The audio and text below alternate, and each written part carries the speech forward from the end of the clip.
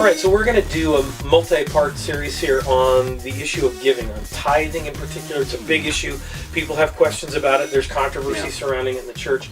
So folks have questions about it. So first of all, let's define the tithe. It goes back to a Hebrew word, which literally means a tenth.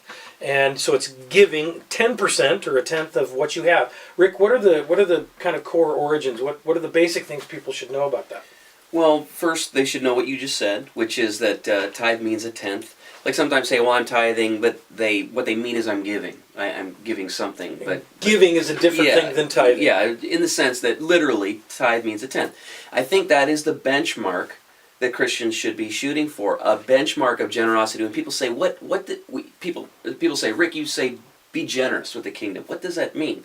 Well, God has kind of given us the benchmark. This is generous giving, and it really is generous giving. I mean, 1/10 is a big hunk of everything that comes in. Questions people have about that are whether that's the legitimate benchmark for New Testament believers who believe, and rightly so, that they have been released from the burden of the law as a means to be saved, and from the ceremonial aspects of the law. So you're talking about the Old Testament part where they couldn't have tattoos, and they couldn't mix with other people, and they had to slaughter a goat. Oh, and you have to give 10%. Yeah, that's People right. would look at that and go, well, I don't have to do that anymore. Right. That's old school. Paul says I'm free from the law, so maybe that's what that means. Yeah.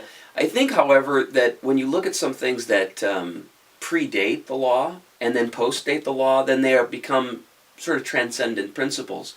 And one of them is this tithe thing. Abraham, long before the law is given, 450 years before the law is given, he is saved by God out of battle. And he just feels that generous grace of God. And what he does is, in gratitude, he's confronted with a priest who he deeply respects, Melchizedek. The first thing he does is give a tenth of everything that he has. And then in the New Testament, right, Jesus actually, when he's criticizing the legalists, he encourages them, continue to give 10%, but you also need to have a good heart. Right. Right, that's his point. His specific idea is they are sitting there splicing out their mint and their spices and giving only a tenth to God, and making sure it's a tenth, but neglecting the larger things. Jesus says you should have done the former without neglecting the latter. So big questions people have then about the tithe, because now it's not about mint and cumin anymore, right? We're tithing on money. So people ask, should I tithe on my gross earnings or on my net earnings? Yeah, I get that question a lot. In fact, I just got it again this week. We were talking about it. And, I think, Dan, that I don't think you come down hard and fast on this. Some people measure their income differently, post-taxes and all that kind of stuff. I measure just what comes into my home. I think the only real biblical principle to lay on that is just simply, 2 Corinthians chapter 9, Paul says, look, remember, whoever sows sparingly will reap sparingly. Whoever sows generously will also reap generously. So it goes back to what Jesus said, which is be generous. Have a generous heart. Yeah. And sort that out for yourself. Yeah. So another question is, where should I direct my 10%? Yeah. Who should I give my 10% to? Well, Malachi chapter 3 talks about bring the whole tithe into the storehouse. What does that mean? And I think historically, at least for God's people, that this place that you worship, the place that you're fed, is your storehouse. And that generally, at least for our family, has always been how we've applied that principle. We said, this is our storehouse, this is where we're fed, this is where we give 10%. Now, as God's people, and if you want to talk about being released from the law, we feel released from the tenth as being the only thing we do. So what we do is, if anything beyond the tenth, we feel free to direct that anywhere, but that tenth is to our church home. Okay. Another question is, should I tithe if I'm deeply in debt and unable to pay creditors?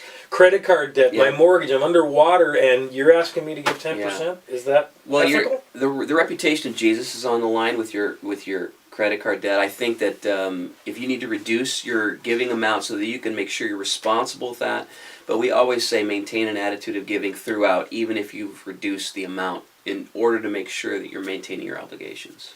And then the last question is, should I tithe if my spouse is opposed to it? That's a great question. And listen, I think it should never be a wedge in your relationship. I think an open and honest discussion, but unilaterally doing it without your spouse's approval, especially if they're not a follower of Jesus and you are, I think is probably going to do more damage to their long-term prospects of considering Christ. So I would say open and honest conversations, and then as God opens up doors in your relationship with a less interested spouse, then take those opportunities. So never just do stuff your spouse I would just not that recommend applies doing to stuff other than Money. money. No unilateral action. Yeah, because I got stories on you. Yeah, I know. that. I've done some of that. You've That's done bad. a bunch of that actually. Ends up in the doghouse. Would you like to talk about that, Rick? Since we're here in the office. Okay, well, Okay. some counseling. Yeah, this has been 30 days since my last confession. Catholic there.